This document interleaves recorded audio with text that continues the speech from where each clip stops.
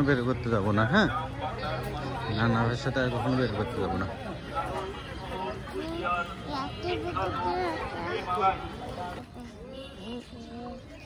সবাই ঢুকেছেন, এক পাশে রাখবেন, ভিতরে আসবেন। পুরুষ মহিলা সবাই আসতে পারবেন, মা বন্ধু আসতে পারবেন, সবাই আসতে পারবেন।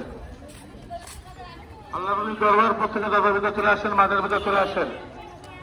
আল্লাহ নবীর দরবার শরীফ জিয়ারত করবেন, দোয়া করবেন, প্রত্যেকে ভিতরে চলে আসেন, ভিতরে চলে আসেন।